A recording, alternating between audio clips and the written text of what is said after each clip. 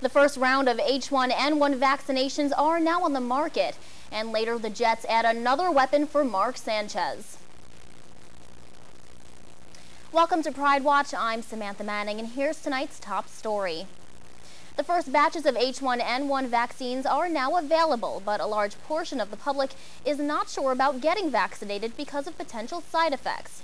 The nation's health secretary says warnings are real and the virus continues to spread, and that's why people should get the vaccine if they are eligible. What we're trying to do is get as many people vaccinated as quickly as possible, push this vaccine into states as it becomes available. Parents are encouraged to have their young children vaccinated because kids are the biggest target of the swine flu. And the war in Afghanistan began 8 years ago today. It's now President Obama's conflict to win or lose. The president met at the White House yesterday with lawmakers from both sides of the aisle. Democrats are hesitant to ramp up the war effort, but Republicans say we should listen to our military leaders who want to add more troops in Afghanistan.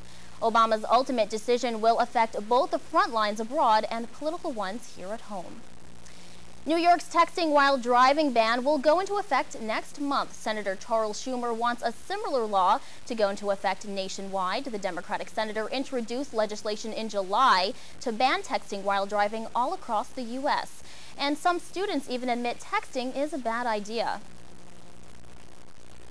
I'm an offender of it myself. It still definitely should be something that we don't do. The same as talking on the phone. It's probably more dangerous than that. Schumer announced over the weekend that 44 Long Island teens have died this year while texting on the road, but his office now says that was only an estimate. And you've seen them around campus in SUVs and on bikes. Now public safety is adding another vehicle to their lineup. Pride Watch reporter Morgan Hireman has more. There's a new buzz around campus. This buzz isn't something of the ordinary. The topic of conversation at Hofstra: security segways. Normally equipped with 2 wheels, segways are designed with various uses in mind. The segways here at Hofstra aren't just a fancy piece of technology. They're used to keep the campus, its students, and the surrounding community out of harm's way. Everything we utilize is a tool to keep everyone safe and the community safe. Currently, public safety has 2 segways that patrol overnights on weekends on parts of the Hempstead Turnpike and Oak Street. Public safety plans to increase segway patrol, hoping to achieve a safer Hofstra for students. Morgan Hireman, Pride Watch. Each segway costs $25,000 and is funded through security grants. Right now we have 62 degrees outside our studios here in Hempstead.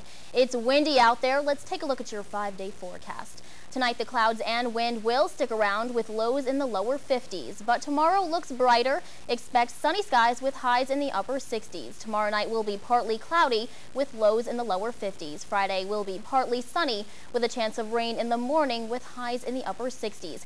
Friday night looks mostly cloudy with a chance of showers. Finally, homecoming weekend looks pretty warm. Temperatures will reach into the 60s both days, but it will cool down at night. That's your weather report for tonight. Now here's Mike Manzoni with a look at sports. Oh, thanks, Samantha. The Jets are 3-1 to start the 2009 season, despite the lack of an impact wide receiver. After a surprise deal announced today, the Jets now have that missing link. Pro Bowl receiver Braylon Edwards is coming to New York following a trade with the Cleveland Browns.